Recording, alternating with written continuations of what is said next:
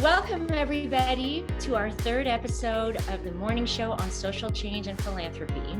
We have a very exciting guest with us today. Again, Kristen Venick, who is the Director of Giving of Niagara Bottling and has been really a phenomenal part of my own philanthropy journey as I've worked with water.org and water equity. And so, Kristen, introduce yourself. Tell us a little bit more about you. Hi, good morning. Thank you so much for having me. This is so fun. My name is Kristen Venick. I've worked at Niagara Bottling for a little over 7 years now, running their corporate giving arm. It's been an amazing adventure, a steep learning curve, because I originally come from the medical world. I'm a nurse practitioner in pediatrics. I worked in that field for almost 20 years.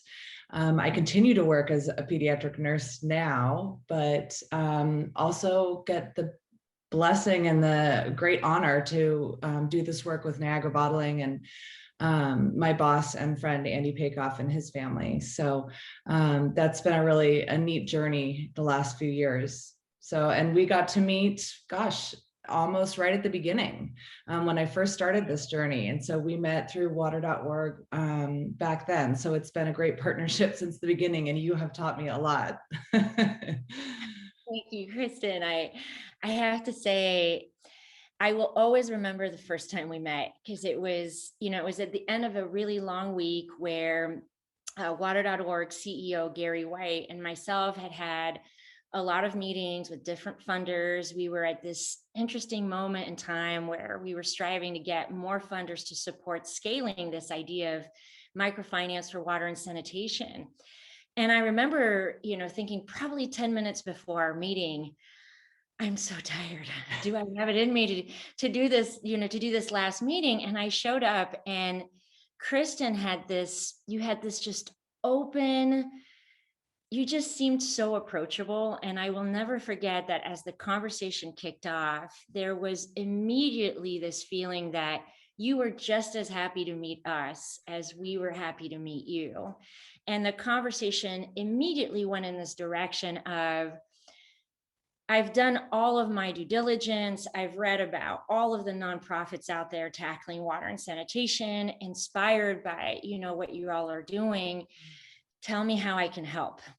And, and then we had, I think Gary left, and you and I had, I think, like a 5-hour conversation, and then we never stopped working together since then. And, not many people know this, but Niagara Bottling, which is a family-owned business, really played a fundamental role in the growth of water.org and water equity as two organizations addressing the global water crisis. And really, under your leadership, Kristen, you all have provided, more than $20 million in funding that I will call venture seed capital, meaning unrestricted funding that really fueled every chapter of our innovation and growth. And this is not something that we see across philanthropy. It's really hard to come across funders such as you. And so this is one of the many reasons I wanted you to come here today and join us, is that we're trying to unpack this really big conversation around what is fundamentally broken with philanthropy today, but what is also the opportunity we have before us to do things differently. There's a friend of mine that shared recently that, philanthropy is going to have a reckoning. The cracks have been open. They've been open with everything that unfolded last year around the pandemic. And we just really have an opportunity to fill those cracks with something better. And particularly to think about, changing who is leading the entire industry. And that means having more women being part of leading how philanthropy and impact investing can be done. So from your perspective, Kristen, having been on this journey, with us for some time, what is your perspective on what is not working with philanthropy today, and what are those missed opportunities? As I heard you kind of recap our relationship in that first conversation, and I think back to that point, I think, I am really lucky to have come into this space knowing nothing, if that makes sense. I didn't know how to build a foundation. I didn't know how to do any of these things. And I think that's actually a blessing. I think early on, and one of the things that Andy said was we want to have impact. But one of the big things with Niagara Bottling is we want to be efficient and effective. And so I think a lot of how we came about this, and we looked into, do we start a foundation, a family foundation? Do we do these different things? And we really felt like we could be most impactful and most efficient if we had a lean team and were able to make some decisions, have autonomy within the Niagara Cares group, don't get burdened by systems of, when I think of a traditional foundation, things like that. And I think that actually is such a blessing in how we have moved forward and how we do our philanthropy. Because I think traditional philanthropy sometimes gets so burdened down within the systems that are created. And I think of, boards and approvals, and I'm not saying don't do due diligence. I'm not saying don't learn about the organizations you want to support or the problems you're trying to have impact in. Absolutely do that work. But then when things get so burdened and like, please present us a 50-page presentation and use all your time and resources to provide this and this, and I want to know exactly how many pennies were spent on each pencil, and we joke about that. It becomes a burden, and it puts a strain on the partner, right? It puts a huge strain and a huge burden on the partner. And so I feel lucky that I think we kind of stumbled into how we do our work. And the more I do it, the more I realize I love how we do it. And we're not burdened by those kind of systems. So I think that's one thing that really has gotten philanthropy to this point, maybe. Absolutely. And it makes me think about, so just so everybody knows, I often have this conversation with Kristen where I say, does it really matter if we use a $10 pencil or a $1 pencil? And the point of that is not to say be irresponsible, with Absolutely. capital and throw it out there in ways that don't have an impact. We're certainly not saying that. But most of the time we do get in our own way. And on the morning show, Philanthropy and Social Change, we want to have a real candid conversation about these issues, because we are at this critical moment in time where so many great nonprofits need more capital. And I think the way that you and Andy and this team, Kristen, set up how Niagara Bottling approaches philanthropy is a lesson learned for so many other philanthropists out there. So one, you didn't create a huge team. You focused on how can we get money out the door at a fast pace and in a significant way, but in a way that is going to truly create systemic change. So that could be funding an organization that is going to use philanthropic sources in a way that will attract more capital from the capital markets, in a way that is really removing obstacles for people living in poverty, and is funding organizations, not this concept out there called let's fund a project. And it's a big deal. So you have a lean team, you provide unrestricted funding, and you're really worried about the bigger picture. So once you've done your due diligence on an organization, your concern is how can my 1 million, 2 million, or 5 million help unlock another 100 million from the capital markets and, let's say reach 10 million people, versus saying, I want my $100,000 to go to this one project here, so I know exactly which 5 people are impacted. I can put my name on the well, and I need a report every quarter that details to the T exactly how every dollar was used. It's a dialogue in philanthropy that,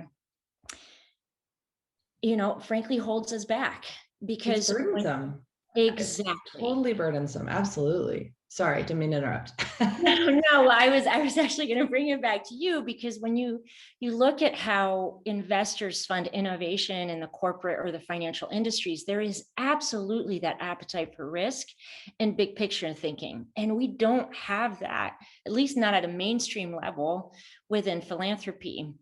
So I'm so glad that you shared that, Kristen. And it's definitely something that has not happened across all funders. But I wanted to share with you something building on this that is part of an article that I read just last weekend, published by Business Insider, that's going to feed into our dialogue.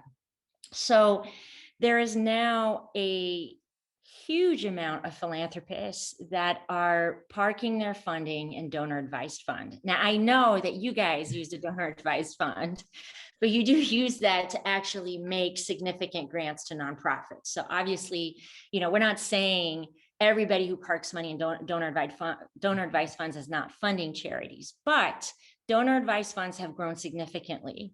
There's probably about $40 billion that have been put within donor advised funds. And the challenge is that the tax system, the way it's structured, actually rewards philanthropists for keeping the money in these donor advised funds for as long as they want. There isn't really an incentive to get it out and actually make sure that funding goes directly to a charity. So as long as you park money in a donor advised fund, you still get a 30% tax deduction because it's funding earmarked for charity. But whether or not it ever goes to a charity doesn't matter. You'll still Right. get that tax deduction. Right. So nonprofits, Kristen, have lost probably around $300 billion in potential donations over the past 5 years because of this mechanism. So I wanted to pick your thoughts on that. When you hear that, what comes to mind for you? You know what? To be honest with you, and you said we use a donor advised fund. The first thing that comes to my mind is it the mechanism? Sure. But is it the people and how they use it? And that's the struggle. And yes, I think we could create different tax incentives, and there could be bigger systems change for that. But I mean, we use the reason we use a donor advised fund is because it takes the actual burden of cutting the check off of our accounts payable department, because we're just a corporate giving arm. We're not, we're not our own entity. So it took the burden off of that.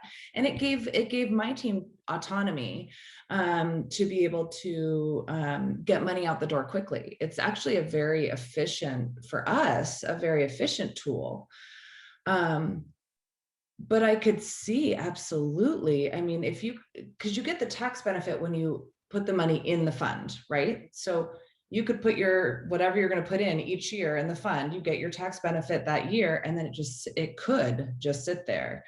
And that is devastating, right? For our nonprofit partners, for people who are trying to make change and have huge impact on the world. And so it just makes me think of the people. It's the mindset of the people that are putting it there and parking it there that we need to change. I mean, I'm not asking anybody to not be financially wise and not make smart financial decisions for themselves or their companies. But if they're going to call this charitable giving, then let's make it charitable giving. Don't just stick it in an account, right? It doesn't work both ways. Exactly. So Exactly. And, as I think that's spot on, Kristen. And as I was reading this, I was thinking about our conversation and again, the unique structure that Niagara Bottling, you and the team have, that use a donor advised fund. And, and then I started thinking about Mackenzie Scott, who, I mean, has really started to rewrite the philanthropy playbook. And I really feel like Mackenzie Scott should meet Kristen Venick. I think that you two would get along really well.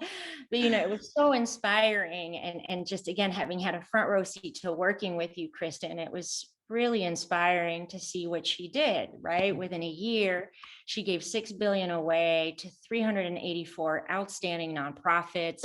She didn't park that capital in her own foundation or an LLC or a donor advised fund. She gave it directly. It also funded some historical Black colleges and universities. And that funding is basically more than the double of what Google and the Gates Foundation gave during the pandemic, just as a snapshot of what she was able to do within a year. And so it gets me to another question, knowing that we're going to wrap up for time soon, and this is such a big conversation.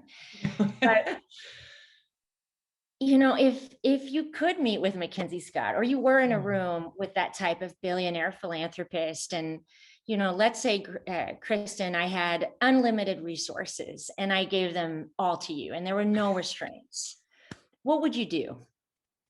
Wow.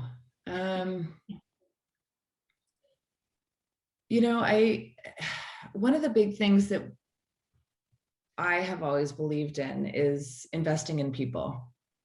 And you and I've spoken about this, is when we get to know a partner, I feel very strongly about investing in the people who are doing the work.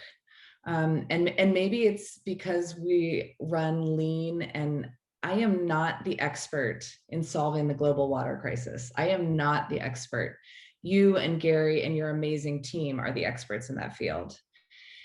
And so if I had unlimited resources, I think that, of course, I would find where the problems that affect the most people in this world are. And the global water crisis is one that's close to our hearts, of course. And I would find the people who are doing the good work. And I would find an avenue to invest in that good work and those people. And I would do it now.